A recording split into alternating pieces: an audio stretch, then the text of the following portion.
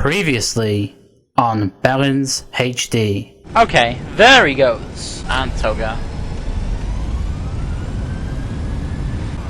20, 10. Golf Air 007, turn right, heading 185, reduce speed 180 knots. 185 on heading 180 on speed Golf Air 007. Speed bit 124, reduce speed 160 knots to 40 me. Reduce 160 to 4, speed 124.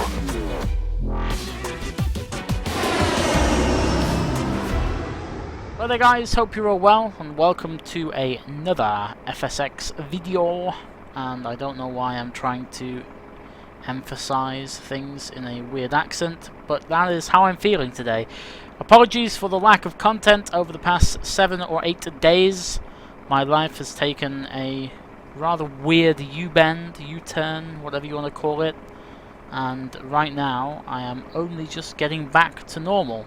So I will probably talk about that in a vlog coming up over the next few days. Anyway, back to normal uploading schedule. I want to be able to get at least 2 videos out a week, if not 3.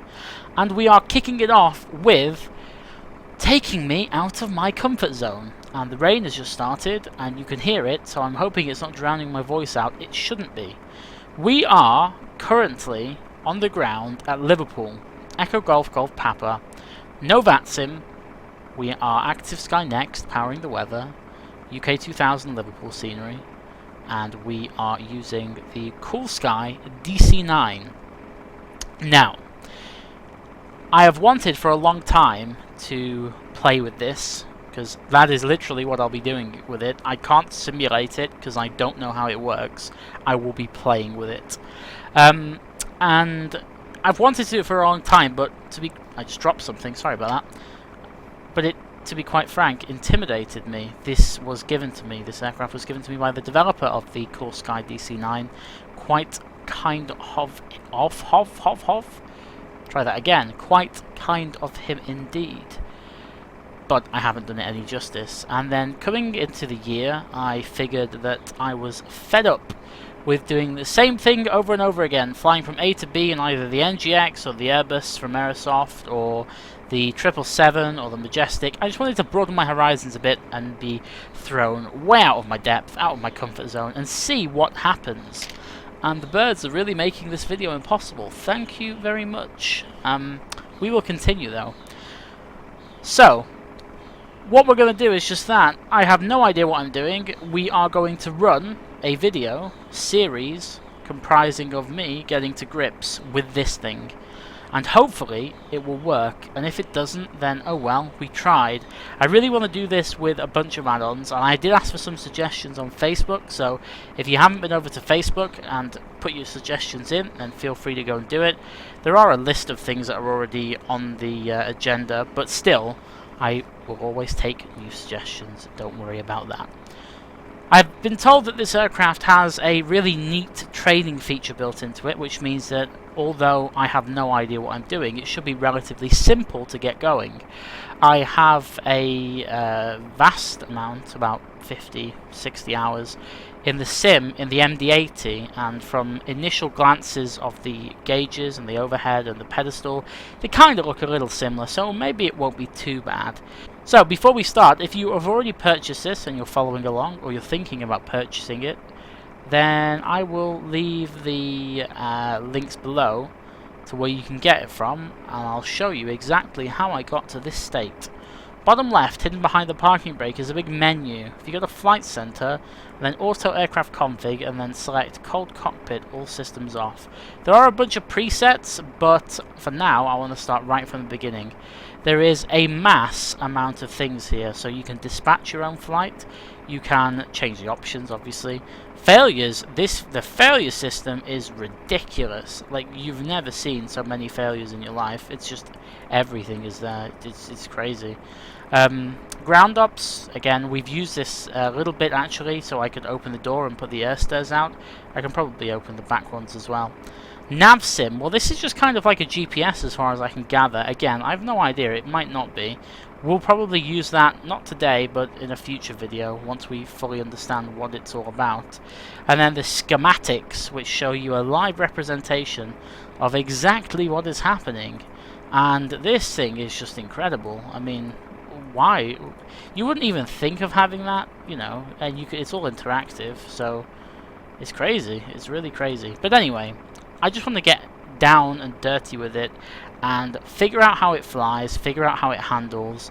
So all we're going to do today is we're going to start it up from cold and dark. We're going to taxi out to the westerly runway here at Liverpool, so runway 27, and we're just going to fly some circuits. We're going to shoot the ILS a few times, maybe do a procedural approach and just check it out. Then from that we are going to delve a little deeper in the next video, and then eventually we'll get to a point where I am so fluent with it that I can do a flight from A to B, and it will be beautiful. So, I hope this is something you want to watch, and if it's not, I'm really sorry, but I really wanted to do this. So, thanks for sticking with me. I've rambled now for 5 minutes, and I really apologise for that, but it needed to be said. So, let's get going. So, here we are in the flight deck, and as I said just a couple of seconds ago, this thing has some crazy in-depth training facility going on here. This thing is stupidly good. I have clicked on it before today just to see what it did, but I haven't gone through any of the checklists, so I just want to check first that we're in the right place, which we are. So training checklist, and we are on the safety and power on checklist. When you do that, you are greeted with this little diagram, which is really, really nice. It's got the text entry and the little prompt underneath. So we have to review the maintenance logbook for aircraft airworthiness. There isn't actually a simulated logbook, so we can just skip that. Now, this is for the battery switch, so we set the voltage frequency selector to battery voltage, which is that one there, and you can use your scroll wheel. Now look at this. This yellow arrow is really, really nice. It points to where everything is, so you'll never be lost. The only problem is if you move the window.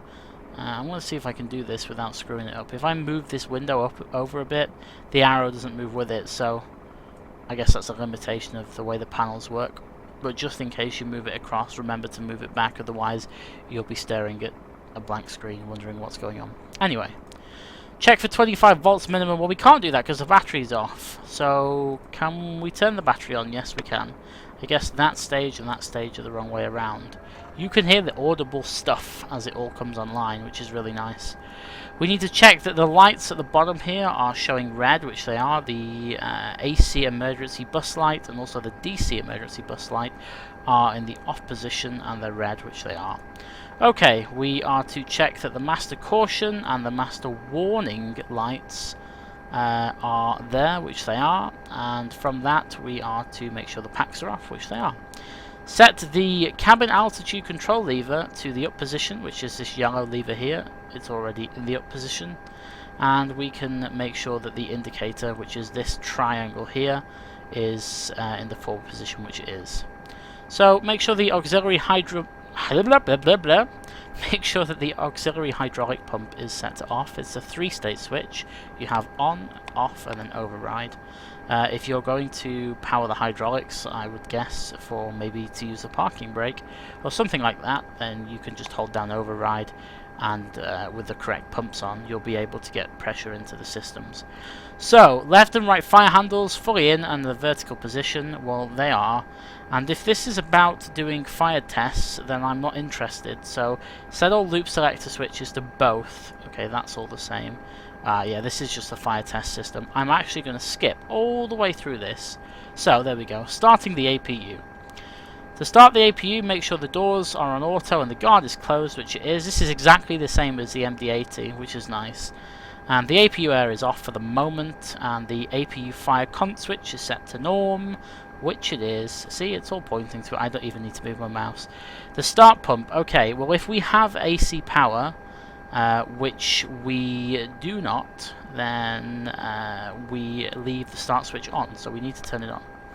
And it's usually the reverse. Also, if you can do things with the fuel pumps as well, which it's about to tell me now, which is nice.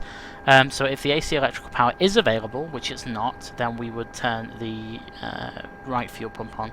The problem is that you can't have the start pump and the right fuel pump on at the same time. It doesn't like it. Oh, Well, there we go. It's actually telling me this. I only know this from the MD-80. This is crazy. So yeah, note that you do not need to have both the start pump and the fuel boost pump running simultaneously. Only one of them is required, which is nice. APU master, well, it's just a case. It's like in any aircraft. You run it, click it to start, and it'll snap back to run. And then you'll see just above here that the RPM will start to increase, and also that the EGT, the temperature, will start to increase as well. And that'll go all the way up to about 750 degrees, and then it'll cool back down, as well as the RPM will increase. So we just got to wait for that. As you can, I'm telling you one step ahead of what it's about to tell me. I might just shut up and let it tell me what to do. But then there wouldn't be much commentary, and what's the point in that? So we are waiting for it to spool up and then back down again. There's no audible APU noise. I'm not sure if that's meant to be that way or not. But I still like the sounds. The sounds are really nice. They're quite pleasant. They're not too loud. Quite soothing. There we go. APU power. So we need to check that the APU oil pressure low light goes out, which it just did. And that was prior to 95% RPM. Well, we probably should have clicked that a little bit further to check that. And when the APU RPM and the APU EGT... Try that again. When the APU RPM and APU EGT has stabilized, we should see this light come on. So the APU power has been connected to the AC buses. Continue the APU start procedure. Both switches on and both lights on. So on, both lights on, and everything comes on. Good stuff. Fuel boost pumps as required. Normally the right hand aft fuel boost pump is used for APU operation. However, the center tanks may also be used. Well, we are not using the center tanks, so we will use the right one. Check the right inlet fuel pressure low. Annunciator light is extinguished. Yes, it is. And we need to now get rid of the start pump. Good stuff. We need to check that the right fuel pressure low annunciator light is extinguished, which it still is. And then we need to set the APU air switch to on, so we can start to circulate things. So, apparently that's that done. It says now that the APU has been started, continue establishing electrical power and air conditioning. So, we will make sure that both of these are off, which is to do with the ground services. And we will make sure that the light is on, which it is, for whichever we're using. We're using APU, so it should only be the APU one that's illuminated. Turn the voltage frequency selector to either external power or APU. Well, depending on what we're actually using, we're using APU, so we'll switch it all the way back. And we should have positive AC volts there, which we do. And then we can turn this on. We are using these, hence the blue lights. They are in use, which is what we need. External power isn't on, so we don't need to worry about that. And then we also need to check that the AC and DC emergency bus off lights, the annunciator light, should be extinguished, which they are. Those were those red ones when we first started up. Galley switch, they can make some coffee.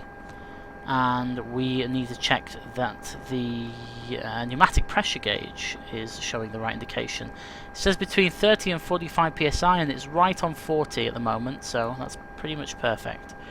Set both left and right pneumatic crossfeed valve levers to the open up position. Okay, that animation is really nice. And set the left air conditioning supply switch to auto. Note, it's probably going to tell me this, but you put the left one on first, and then you wait for a little bit before you switch the right one on. It's the same with the MD-80. It doesn't like it. You can blow stuff up. Well, not literally, but you can knacker the air conditioning. So after that, oh, there you go. After 15 to 30 seconds, set the right air conditioning supply switch to auto, and then it tells you why you need to wait. Okay, set the temperature selectors to auto. Well, they're already on auto, and set the ram air switch to off. Well, that should already be off. Yes, it is. If more cold air is required into the cabin, trust me, there will never be needed to be any more cold air in the cabin when we are on the ground in the UK, so we can skip that. When boarding begins, make sure that the air conditioning APU air switch is on, even, and we can remove these now. Apparently we can close the pneumatic crossfeeds. Actually, it says close the right one, not the left one. Not quite sure why that is. Verify that the outflow valve is open, indicator position forward. And set the rammer switch to on. I guess this is just testing things now. And from that, set the right air conditioning supply switch to auto, which it already is. Adjust the cockpit and cabin outlets as required. Well, it's not simulated, so I don't know why it'd do that. And that's the checklist complete. So that's that bit done. So we are now in a position where we can just check the weather, I guess. Because I guess the next stage, let's look at the logical steps that it's going to give us. So after this, it's the originating and receiving checklist, and then it's the before start. So we'll do that one next. We'll pretend we've done the walk around. It's not simulated, so it doesn't really matter if we do the walk around or not. If you've got Easy Dock and you fancy having a run around the aircraft, then feel free. Next, why does this wiper keep coming up? Go away. Okay, and now it wants us to check the aircraft logbooks and papers, but apparently they're not simulated, so I don't know why it would tell us to do that. Anyway, gear pins are stowed, but they're not simulated. We need to make sure that the battery's on. This is, I guess, just refreshing everything to make sure that everything is good. We need to make sure that the APU and external power ground service bus switches are off. And from there, we make sure, if we press it to test it, I guess that's what it means. Yeah, that's fine. Okay, set the maintenance interphone switch to off, which it already is. Open the guard and set the flight recorder test switch to test, which I guess means ground test. There we go, and then the light went off. If the flight recorder off light stays off, the flight recorder operates properly, which it did. I'll show you now. So turn it off, or turn it back on, and it comes on, and then turn it blah blah blah, and it'll go off. Okay, now we need to put it back on and close the guard. Sweet. Make sure all the loop switches are in both, which they have been, and the circuit breakers aren't simulated. Voice recorder, we can test it, press that, and it'll flick the needle. Nice. And then set the CSD disk switches to normal with the guard on. Well, they're already on. And they're already on normal, otherwise the guard would not be open, or closed even. Press the CSD oil temporize button and verify, so click it and the needle should move, which they do. And then if this is the first flight of the day, then we need to reset the generators, which you just click it up twice and then put them back to on. Jobs are good. Check that the left and the right power avail and in-use lights are illuminated, which they are. And then check that the APU and external bus switches are on or off as appropriate, which they are. Set the galley power to on, well it's already on, and set the AC cross tie switch to auto, which it is, and then the DC cross tie switch to auto. Not auto, open is what I meant. Check that the DC load meters are within limits, so you want it less than 1.0, it's at about 0.8 on both sides, which is perfect. Set the voltage frequency selector to bat volt, and then check that we have enough volts. We need 34, and we have about 20. I don't know, not 27, 28. Is that a 50 or a 40? I'm not sure. It seems to be in the right direction, so we'll just go with that. Set the voltage frequency selector to the left AC, which is there, and that should give you a negative figure, and that's how it will stay. Actually, we'll turn it to the right one because we'll be starting the right engine first. Or no, we'll do the left engine first. Okay, screw it.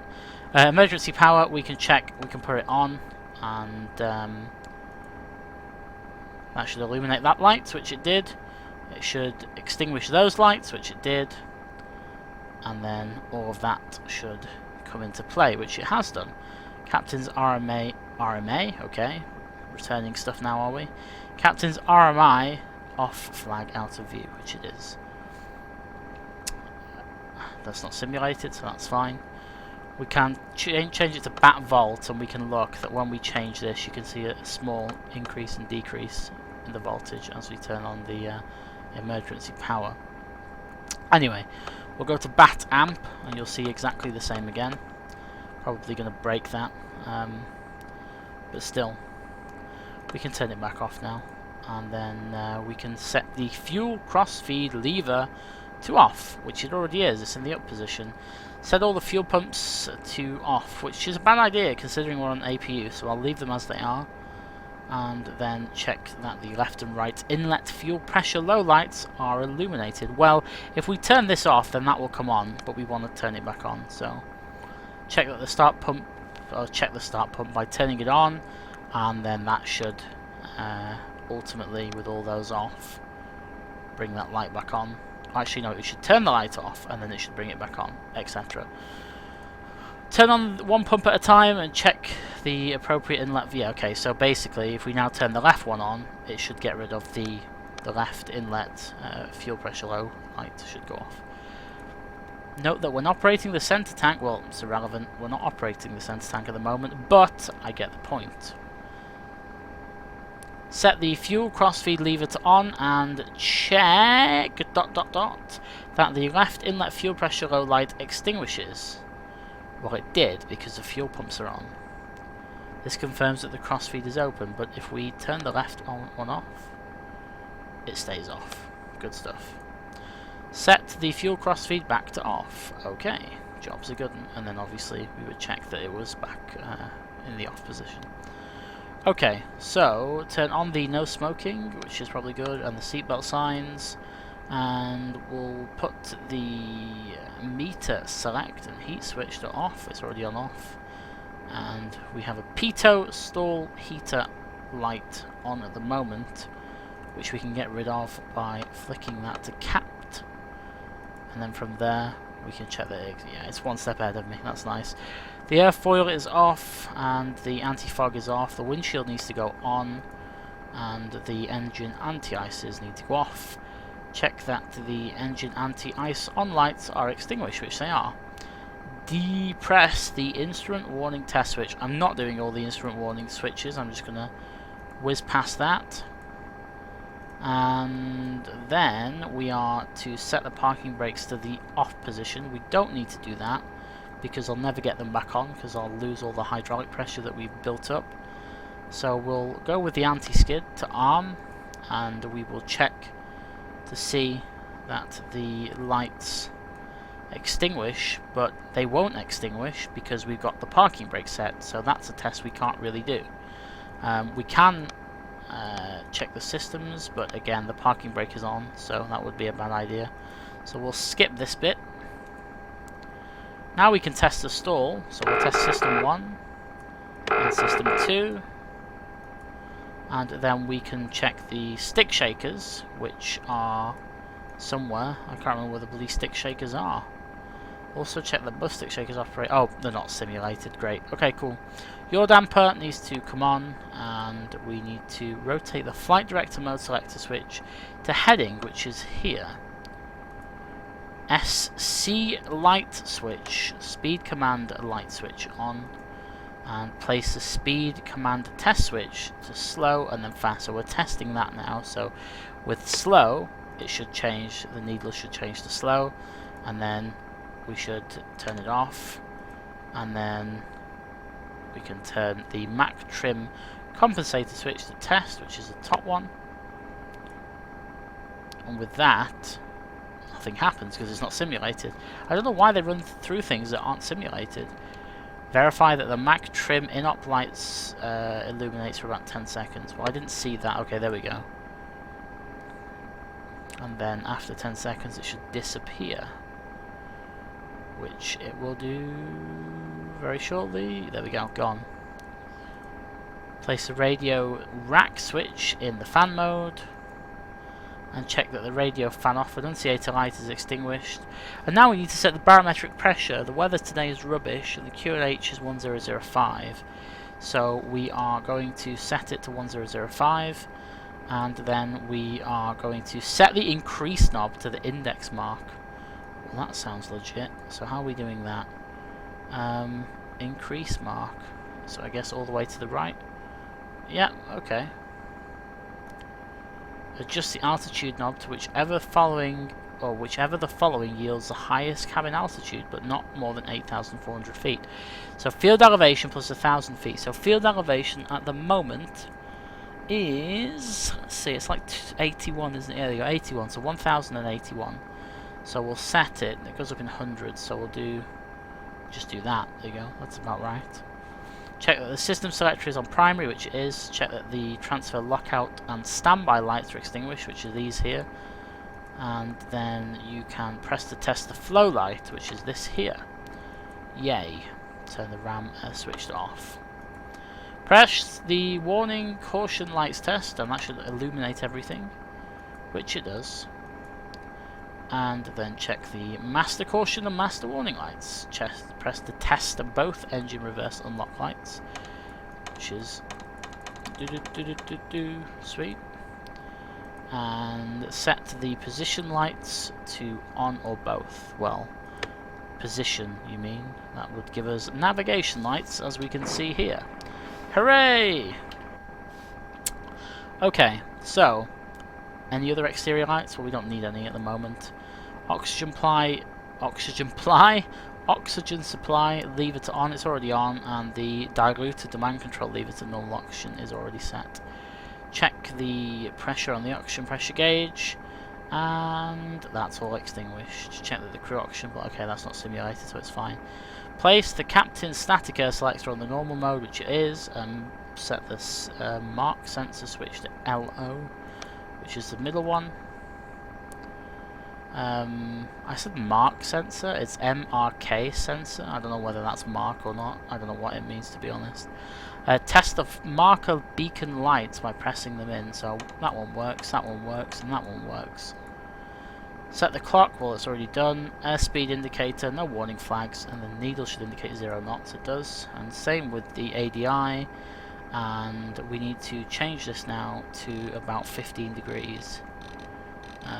No, we don't, because we've not turned something on here. What have we forgot to turn on? We forgot to turn on something. Rotate the flight director mode to heading. Heading is there. This should move up northbound. But I've obviously missed something out. So what have I missed out? Let's go back and see what we've missed. Something to do. I don't think we've missed anything here. Interesting. Let's go back and see if it's something we've missed on the panel. I don't think it would be, though. It's on low. Low is in the middle. They're all tested. That's all tested. That's all tested. Check that the pitch should rotate the flight director to heading, which is already on.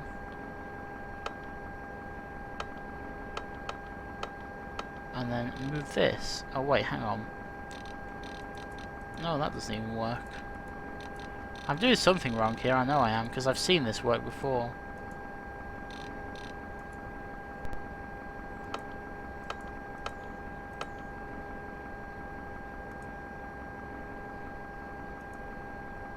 Interesting. I can't make it do that for now. Try heading again. I am missing something. Oh, it's there. Wait, is that it? No, it's not. That's not it. What have I missed? This is the joys of playing with new aircraft. I really don't understand it. I want to be able to make this work. How do I do this? Go back. Check that the pitch and bank attitude indicators. Flight director, go to heading. Rotate the pitch command knob to select the V command bars as desired. Oh! It's just dawned on me what I've done. Right, shift and 2. Off. There we go. I'm such a moron. Okay. There we go. So about 15 degrees. That's nice. So now we need to make sure that the barometric pressure is set and checked. Yeah, that's fine. Check that the warning flag is out of view, which it is, and then set the indicator. No, check the indicator needle. It's plus or 5 feet, which it is. Set the decision height bug to 20 feet. So we'll do that, and then press and hold the test switch, and as it comes back, you should hear it go. Blah, blah, blah. I can't remember what it says, to be honest. Oh no, it just makes a light. Okay, so that's all set. We can just rush through that. And oh yeah, we want to set this to 2,500. Actually, it was 1,000. Oh yeah, 2,000, and then just scroll it back, and you'll. Actually, we're going to climb to 3,000 feet.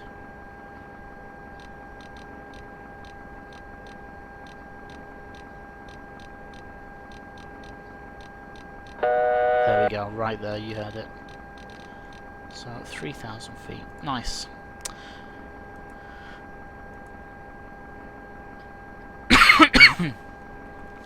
Check that the GPWS switch guard on the overhead panel is closed, which it is, and check that the GPWS in-op annunciator light is extinguished. Press the terrain light, which is here. Whee! Terrain. And Light flow. then just check that this all stays off, which it does. Actually, the GPWS in-op light. There it is. Should Terrain. come on momentarily.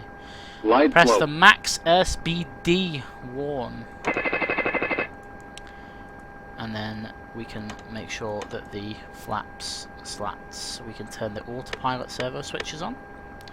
And we can test to check out of trim light, which it's all working. And make sure that the brake selector handle is on both. We can check that the indicators for the brake pressure are in the green, which they are. And then from that, it's another fire warning test, but we've already done this, so we're going to skip all that. Which we went a little bit too far. Okay, here we go. So now we need to make sure that the selector knob on the engine EPR gauge is set to norm 7, which it is. Check all the instruments, which is okay, and then check the oil quantity. We can check the landing gear. Now we can right click it to test it. And while it's doing that, we can monitor the lights. We can look at the overhead annunciator panel, and everything is set. We can make sure the gear horn can cancel it, and check the hydraulic quantities are fine.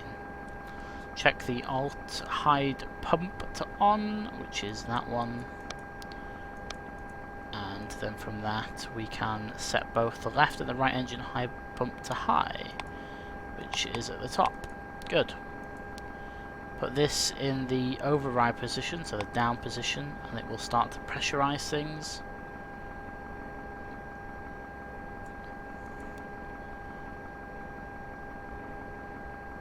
And then those lights are extinguished. Good. Everything is set. Set both the alt and the aux hydraulic. Yeah, so we need to basically turn them back off now. So off. No, that's on. Off. And we can return. Yeah. I just want to go back to that now. Okay, so we need to tilt this up by 5 degrees. And turn the stab switch to on. Set the gain knob to auto, which it already is. And then make sure the mode selector's on test. Check that. Scans it. Always good. Put it on standby for now. And then check the longitude trim handle for the freedom of motion. So we'll start to move it, which it does move. And then we can lock it in place by putting it to stop.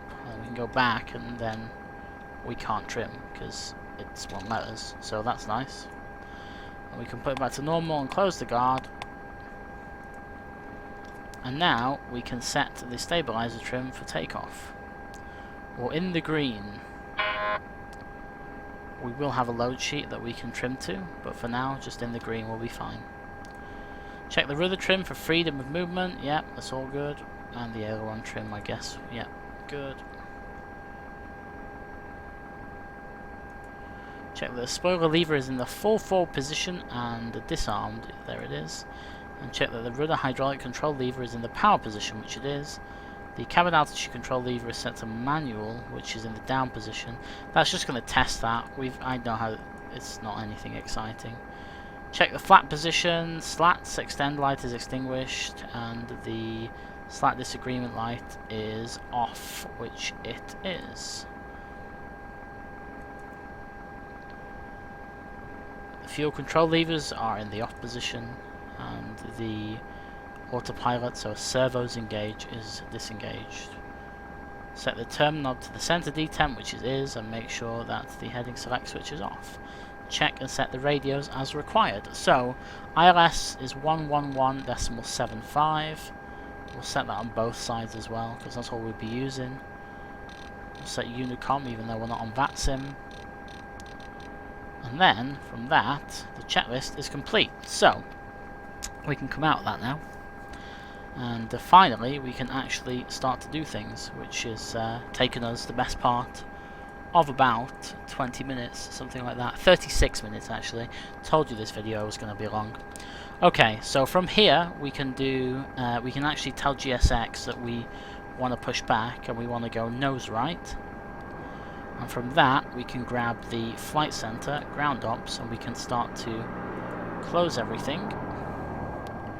We can check that's happening by pressing 0 and looking, which it is. Very good. Back in the flight deck. And we are going to training, and then we are before start checklist. So, we are to hold the fuel quantity test switch. Check that the fuel indications decrease, then release the switch. Done. Check the total fuel on board against required for the flight. Well, we have 5 tons, which is perfect. And we are gonna make sure that the reset switches are reset, which we can do there, and then they all read 0. Check the oil quantity, that's fine, and check the hydraulic quantity. While we're here, let me just close that again and shut the guard, because we don't need that now. And the meter selector is on the right one. The windshield anti-ice is set to on. The center fuel pump tank switches are off because we don't have any fuel at the center, so the inlet lights shouldn't be on anyway, so that's not an issue. Leave one of the center fuel tank pumps on, well no, and everything else is on. Everything else is I always say distinguished when it's extinguished. Check that the primary system selector is set to primary, which it already is. And the transfer lockout and the standby lights are extinguished. Make sure that the destination field elevation and barometric pressure is set, which it is. We are in the right side for that. Actually, yeah, it's already on the right hand side. And we're already set QNH. No flags are visible. Set the comm radios and the nav radios and the transponder, which is 2000 for over in the UK. We can turn the anti-collision light on, and we can release the parking brake. Set the stabilizer trim to within the green band. Now what we can do actually, if we look at the dispatch thing, where is it? It's on flight center, and then dispatch, it will give us a trim, so it's stab 6.8. So we'll do 6.8, which is a little bit further down. There we go. The spoilers should be retracted, which they are. The slat lever is up, advanced, and then you should hear the noise, because, yeah, there we go. Yeah, the idle throttles. Check the brake selector, yeah, that's all good. And the brake pressure is not so good at the moment, because we've got the parking brake released. And that's all good. We'll turn the engine ignition selector to both if it's the first flight of the day. Make sure that the packs are now off. And we want to start the left engine first, so we will keep the pneumatic crossfeed valve open on the left side, shut the right one, make sure that the pneumatic pressure is fine, which it is, and then that is the checklist to start complete. Now the start should just be like the MD-80 really, so if we go on the overhead panel, and then all we need to do is unguard this and turn it on. Left engine. And then that should spool it up. And then when we get positive M1 and N2 rotation,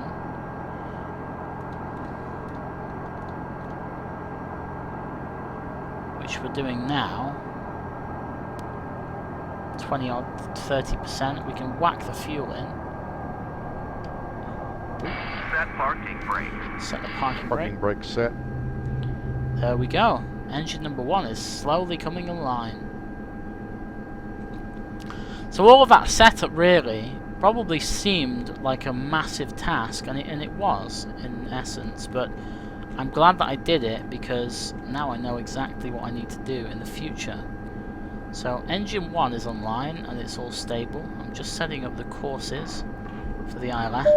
There we go, it's just all kicked into shape now. 6, let's check the 268. So now we can close the valve here. Starting left engine. Oh, no. Starting left I meant engine. to close the valve. Whoops. Starting right engine. Yeah, there you go. Starting right engine. So the right engine should start to spool up now.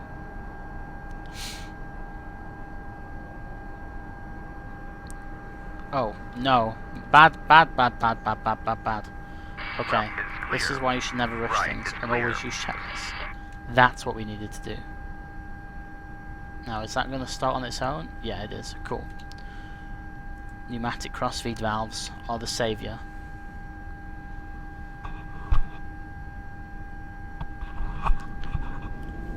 There we go. Everything's starting up. Check outside. Dem texture loading. So while that's starting, we have now to go through the after start checklist. So we'll go here and we'll go training and then we'll go after start. So the left and right valve open lights are off, which is good. We need to check that the left and right oil pressure low lights are extinguished, which they are. Check for normal indications, which is all good. We can set the ignition switch to off. We just close this guard. And then we don't need engine anti-ice. We don't need fuel heaters. We can put this to battery volt now. And we can put the... I don't know why it says off.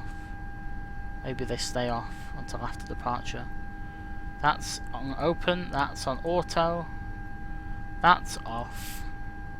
We're done with the APU now, so that's off. And then we can make sure... Oh, that's just generator test, I'm not going to bother with that. Just repeating generator tests. We don't need the APU now. We can close the pneumatic crossfeed valves and we can ditch the APU. Okay, we can get rid of the APU air as well.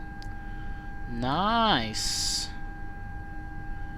So this needs to be on now. I see.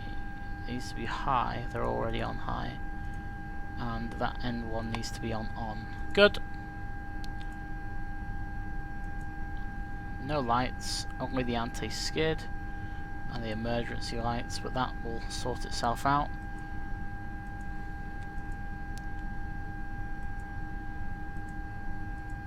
Done. Checklist complete. Excellent. Okay, so the only thing we've got is the emergency lights, which are on now, and the anti-skid. Well, they will fix themselves when we release the parking brake, which we're going to do just now. So parking brake released. All those lights should go out, which they do. And now we can finally start a taxi to runway 27. Now, V-speeds are an issue for me. I don't have any, so I'm going to find some. Speed card. We're going to depart with flaps. Let's do 15. We'll bug for 15 because it's a bit of a short runway here at Liverpool, so we'll do 15. So we'll set Flaps extended. 5, Flaps 5, and then flaps 15. Nice. And now we can taxi out to runway 27. It's a bit of a taxi down to down on Alpha. This would just first right here, follow it round to the right even, and then left and all the way to the end. For those of you that like wing views, there you go.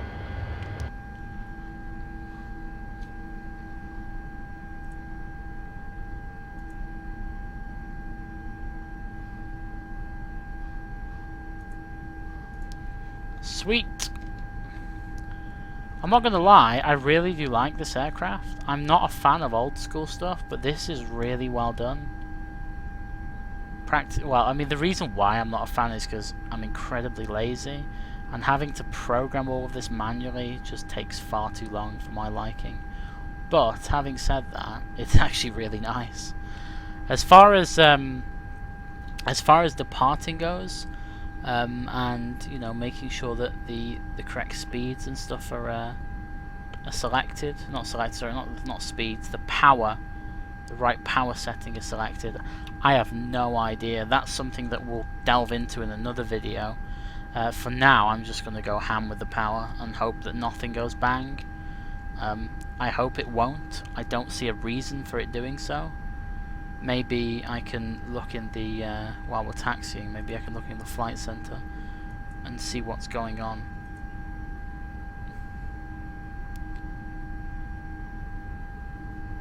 Tips and tricks. Yeah, there's just so much in here, it's crazy. Absolutely crazy. But I'm comfortable for now. I think that we'll be able to get it into the air. The trims are set, the flaps are set. The autopilot is the most weird thing that I've ever seen in my life, so that might prove a little bit tricky. But we're going to attempt to fly a big circuit, do an ILS approach, land, or not land, do a touch and go, and then do something else. I'm not quite sure. I can't wait to see the length of this video. It's going to be crazy. We're on 47 minutes as of right now, and hopefully I can edit it a little bit so it's not as boring for you guys. But you can see all we've been doing is checking systems, and it's taken the best part of 3/4 of an hour, so it's not the end of the world. Anyway, so the packs are off at the moment, which is fine. We've got the required lights. We are going to go full length. We're nearly there now. I'm just thinking if there is anything that I've missed, which I wouldn't know if I'd missed because, again, I've never flown this thing before. But I think we're okay. We've got the ILS tuned in. There's no DME readings either. I can't see any at all. I thought this was something, but it doesn't really say anything as far as miles go, so we'll see when we get up into the air. If it starts to move, then job's a good one. I should have probably got rid of that light before. Flight Director Manual ILS. That's interesting. We'll leave that off for now because I don't really know what it means. It says in the manual, or in the little training thing, to pitch to 15 degrees. Oh my god, that braking noise. Yeah, to pitch to 15 degrees, so we'll follow that exact instruction.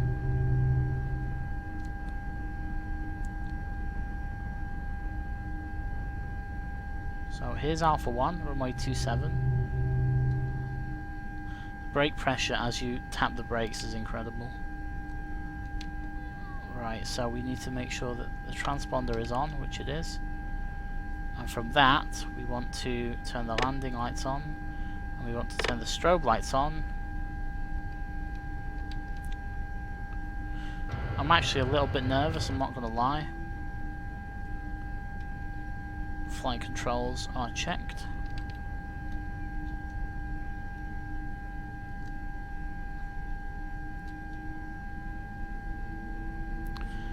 Line up on runway 27, give it a bit more power to get around the corner. Jesus, it really does need some power, doesn't it?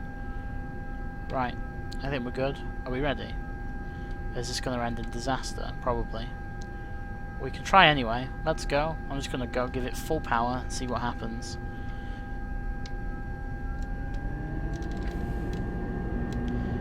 Well, it's taken to that.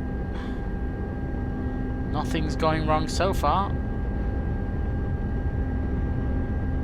It's going past 60 knots now. And there's 80 knots. 80 knots. And crosswind is getting the better of me. Rotate. V1. Whoa! V2. I'm not quite sure what V2 just plus happened. 10. But that was weird. We'll carry on. Let's gear up. Pitch for 15 degrees. You're up and locked. Look at that view. That looks really nice as well. Anyway, I probably should look where I'm going. Okay, so we're climbing at quite an impressive rate actually. Don't know what just happened there on the runway. That was really weird. Must be just a glitch or something with the scenery. Approaching 2,000 feet now. 1,000 to go. So we'll start to power back. Push forward on the nose. Right. So now I need to figure out how to get the autopilot to work. So if I turn it on, put heading mode in, and then wait till we get to 3,000 feet, which is about... Move this down the other way. There's 3,000. Alt hold, I guess. Would that do it? That looks like it's bringing the nose down. It doesn't like that noise. Flaps 5. The flaps up to 5. Look at that view. Crazy. Okay, so testing my theory. If the heading is working, then turning it to the right, the plane should turn to the right. Oh yes. Okay, bringing all the flaps up now. Slats retracted. Turn to the north, and around we go. Altitude hold is not doing too bad actually. I'm impressed. Power down a little bit more now. Okay, so the autopilot is working. I like this. This is good. This is... I expected to have a bunch of issues with the autopilot, I'm not going to lie. So that's working as it needs to. The lights are on. We don't need to worry about those. What I am worried about is the ILS approach. Now, the autopilot, as far as I can gauge, is down here. And the nav selector on the right is ILS, main GP, DOP, or nav lock. We want an ILS. I don't know if it's wise to turn it to ILS just yet, or wait until we're ready to establish. So I'll wait a little bit. I'm going to turn it right a little bit more. We'll go to like 040-ish heading. It's so old school, you can't even see the actual heading where you're going. Like, there's no numbers to tell you. You've just got to eyeball it on the compass. I'm nervous, I'm not going to lie. This is crazy. I'm expecting it to all go wrong. It kind of nearly did when we were going down the runway. I don't know what happened then, so that was very strange.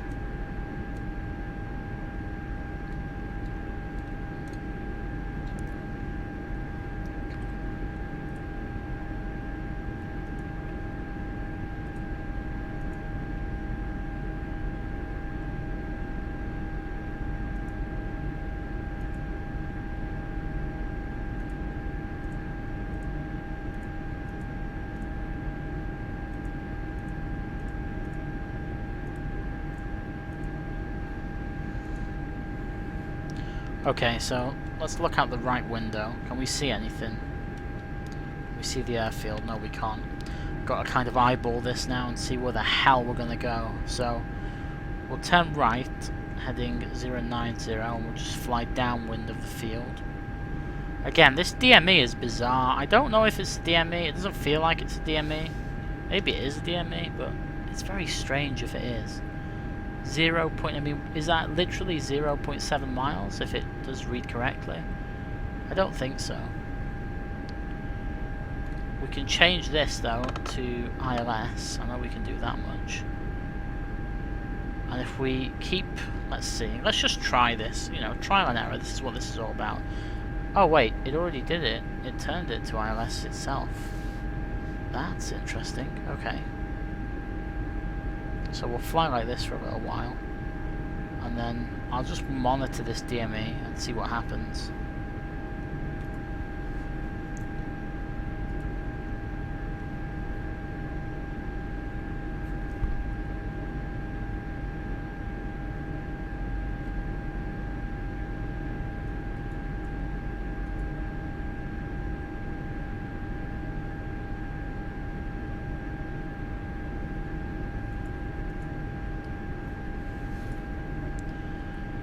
I was just looking at the autopilot enunciators. It says that NL is armed, GP is armed. I don't know what all that means, so we need to do a little bit more reading.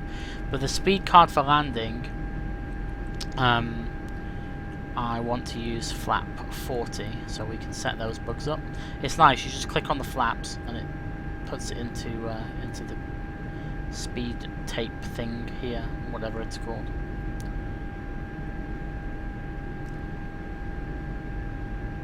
So I'll tell you what we will do. is we'll descend down to 2,000 feet, like that, and then we'll left click. I think it's left click. Is that descend? 1,000 to go. Okay, yeah, we'll start to slow down. And with that reduction in speed and the landing coming ever so closely, we'll start to turn right to a heading of 180. I'm just going to do a big rectangle, really.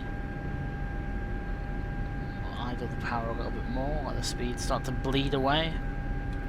I have no idea where we are in relativity to the airport, so I'm hoping that this is okay. I'm hoping that that motorway underneath us there is the M6.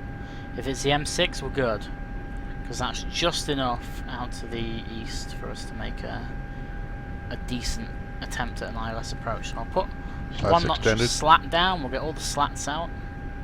Beautiful day for flying and not.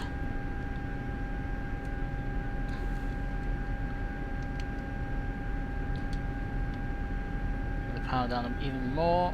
I don't want to bring it down too much because it'll just start whinging at me. Okay, so let's get reference as to where we are. This might not be an ILS approach, this might end up being something else, so I'll drop the gear now. I need to get a bit more drag out on it. Okay, I see the runway over there, so maybe we cut this a little bit short. Not to worry, this is why everything is new. So we will, because I've screwed this up a little bit, act fast. Get rid of the autopilot. And we'll start to slow this down manually and fly manually.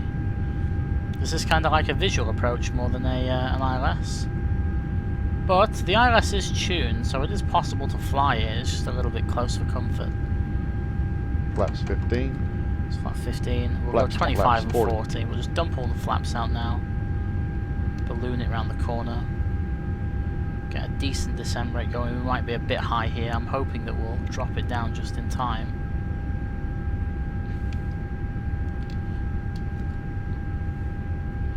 If not, then we'll just go round and do it all again. Localizer capture. Okay, it's just said that it's got the localizer, which is quite nice.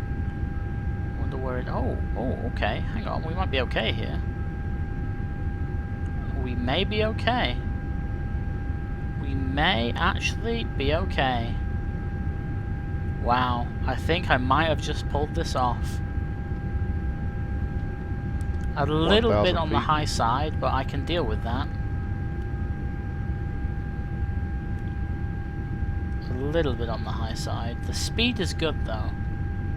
So maybe we can just put a little bit of rudder in. Let me use the rudder as a bit of a speed brake.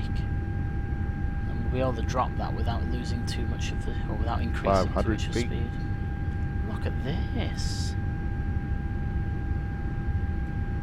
Whoa, view. Please don't do that 300 feet. 200 Think feet. rate. Precision altitude. Okay, Plus maybe one. Think rate. Think rate. 100 feet. Okay, here we go. 50. 30.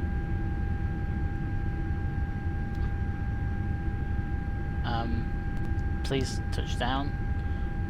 Please touch 10. down. Okay, full power. Flaps 25. Flaps 15.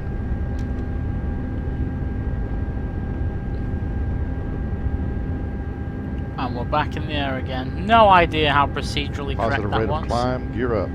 But it'll do for me. I really want to Gear up hand and fly lock. this. So what I'm going to do, instead of being crazy and climbing all the way back up again, I just want to see how it hand flies. So I'm going to whip it around like it's a Cessna. 1,000 to Just go. do a circuit. Just keep the speed at a reasonable speed, so 160 knots, 170-ish. Keep it below the clouds so I can see everything.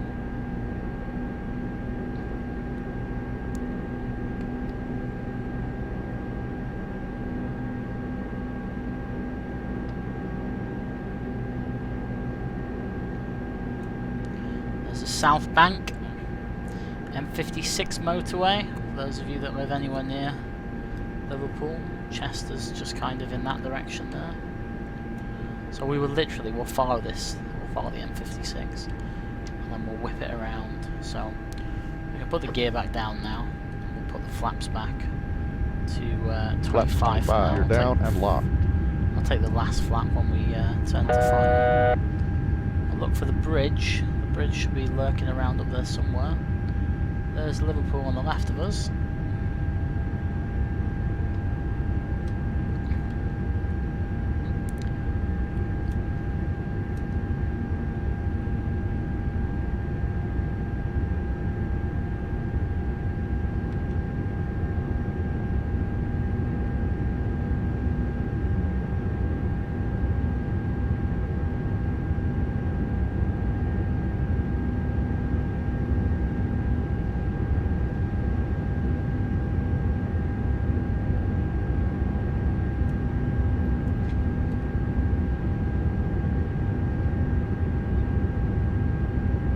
See the bridge just a little bit in the distance there. We've gained a couple of 100 feet, but that's fine. I wasn't really aiming for anything in particular.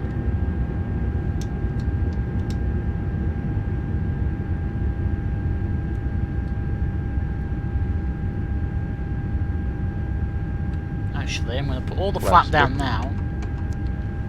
Actually, flap 40, not 50. And then I'm just going to turn it left now.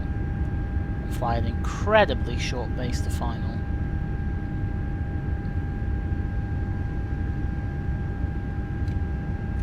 Start descending. As long as we turn onto the final at about 1,000-ish feet, we'll be okay. I could ditch the altitude quite quickly. There's the airfield. See the leading lights, the approach lights. So we'll fly out towards the kind of tip of this northerly bank, and then we'll turn left onto final.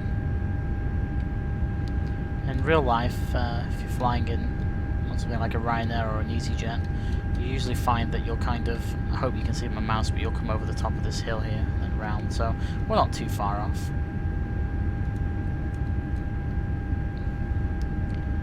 It might look high, but we'll fix it. Whip it round in a minute.